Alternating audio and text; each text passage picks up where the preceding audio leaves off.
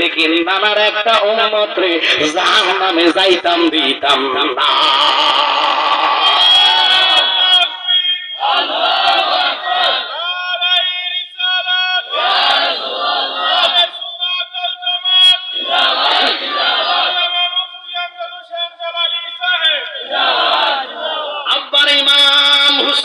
কারবালার ওয়াজনা নামাজ কেমনে দাম দিলেন, পাওয়ার দিলেন, কিভাবে চলার কথা বলছেন, এগুলো আজকে বলে যাবো।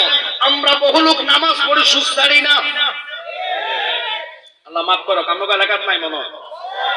দেখবেন এত বেলা রোজা দিলে তুমি মাতার শেষ রোজা নাই,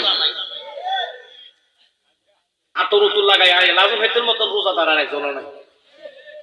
ভোরবেলা উঠতে দেখবেন সেহারি নাদানের ঘরের নাদা 3 বেলেট খায়, আবার দুপুর বেলা মারে। ইফতারের টাইমে চা দোকানে গেলে আলু সব বেগুনি দিয়ে এক বল বই আপনি জিগেলে কি রেডি কার লেগা রোজা আমার ধরছে। তো আন্তর্জাতিক বাট পারে না, রোজা খারা করে ধরে, রোজা খারা করে ধরে। আপনি সিয়াম সাধনা করবেন, উপবাস শাখার নাম তো রোজা না, কথা কন না। চোখের রোজা, মুখের রোজা, হাতের রোজা, কথা কন না। আমরা তো রোজা থাকলে গাইলে গাইলে সে সারা বেড়া করে। আল্লাহ কই যে যখন গালি দিবে তখন তুমি বলতে হবে যে আমি রোজাদার, কথা কন না।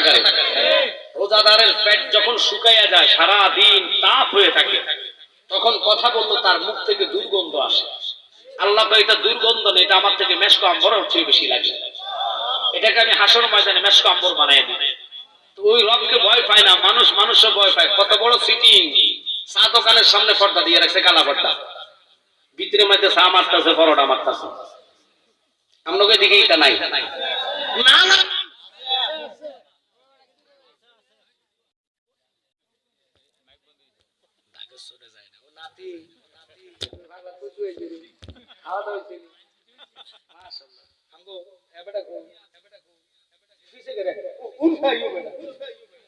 আমি খুব ভালোবাসি মিডিয়াটি যতগুলো আছে প্রত্যেকটা উপরে ভালোবাসি, কারণ এগুলো আমার রাসূলের পাগল নবীর মাহাব্বত। এত ভালোবাসে সুন্নিয়তের স্বার্থে, আল্লাহ তাদেরকে কবুল করে, আমিন বলে। এবং জিল্লু মিয়ানি আপনার নাম, ওনাকে আমি খুব ভালো, আমি নিজে ফোন করি, উনি আমাকে ফোন করেন। তবে অনুরোধ হচ্ছে আজকে আনকমন ওয়াজ করার জন্য একটু সময় দেওয়া লাগবে, থাকবেন? সত্যি আমি অসুস্থ, আপনারা এতগুলো লোক আসছেন, এত হাজার লোকের মধ্যে একজন লোক যদি দোয়া করেন, 40 জনের মধ্যে একজন ইমানদার থাকে, সবাই বলবেন আল্লাহ যেন আমাকে শাফা করে, আমিন বলেন। আমার মতন যারা অসুস্থতা নিয়ে বসেছেন আল্লাহ তাদেরকে শাফা করে, আমিন বলেন। আমরা চাইবো কার কাছে? আল্লাহর কাছে চাইলে আল্লাহ কি কম দেয় না বেশি দেয়? আল্লাহ দিতে পারেনি, তাহলে বলেন কখনো তোমাকে যদি ভুল